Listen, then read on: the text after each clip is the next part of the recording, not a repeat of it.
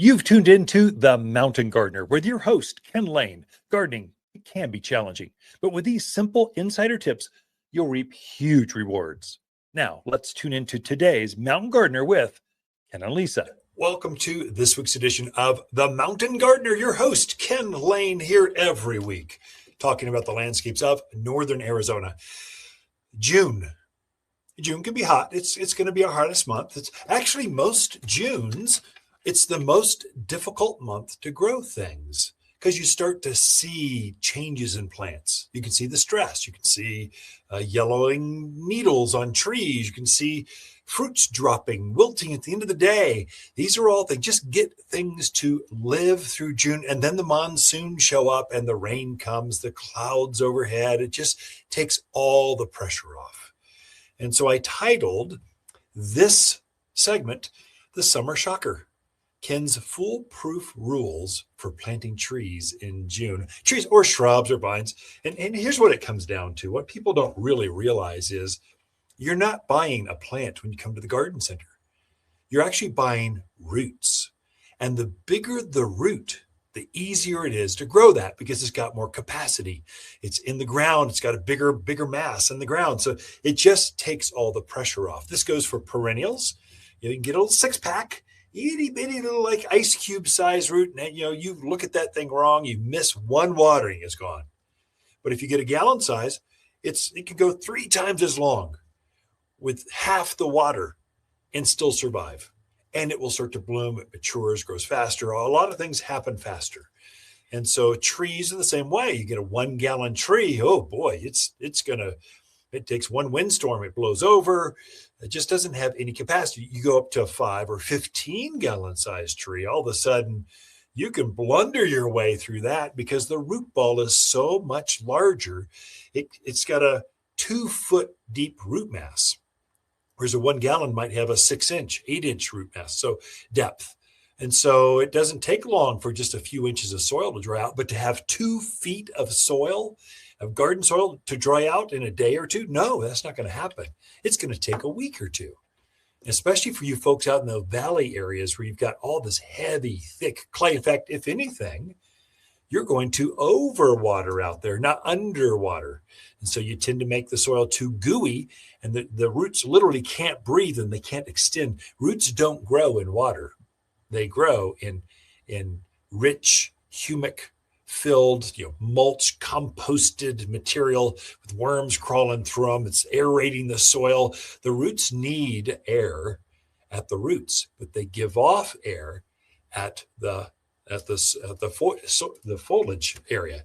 And so you got to give them, they breathe from the roots. So the bigger the root, the easier it is to have that plant. You can plant, go on a cruise, come back, and it'll still be alive, even if your drip system goes off. But if you do that with a little 1-gallon thing, probably not. And so I did a couple videos this week. What brought this up is I was walking through our fruit tree line here at the garden center. We've got several hundred fruit trees, apples, pears, cherries, apricots, nectarines, plums, and some other figs, pomegranates, grapes, berries, all those. I was walking through going, what do we have? What can I talk about? And we've got these fantastic, just beautiful looking dwarf peaches. They've got purple foliage. Well, I've got some with purple foliage. The foliage is actually purple. It's quite beautiful. The plant is beautiful. And then they're putting on these full-size peaches. And then we've got the traditional green variety. Pixie, dwarfed peach trees. They're just so cute. I went, and they're 15-gallon size. They'd be perfect in a container. Absolutely gorgeous. Or out there in the yard. Typically how we design dwarf fruit trees into a landscape is you'll have this garden bed, you've got a focal piece, and that will be the centerpiece, or down the side of a walkway. Let's say that property line in between you and your neighbor. It's tight. Many of you can almost touch each other's houses between the space. It's small. Not everyone, but a lot of them are small. And so these are perfect small sized trees to go down a property line.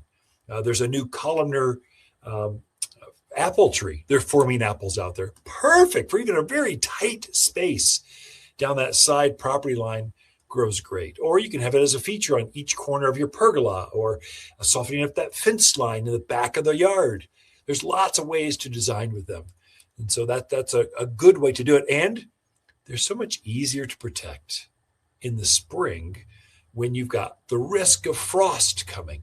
So it's many times it looks like the frost may have gotten the nectarines this year, and maybe the cherries. I'm hearing some things where the cherry, it was such a huge crop of cherries last year. This year, it looks like they got tricked into blooming early, that warm March, and then it got a little cool in April, and it may have done something to them, or the thrip got to them, one of the two.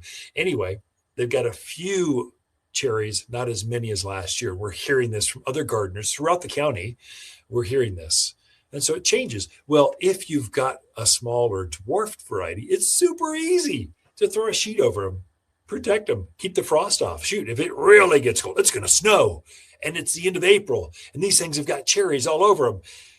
Super easy to cover it, throw a shop light or some sort of any heat source at all to just kind of keep the core of that thing from getting down to 32 degrees.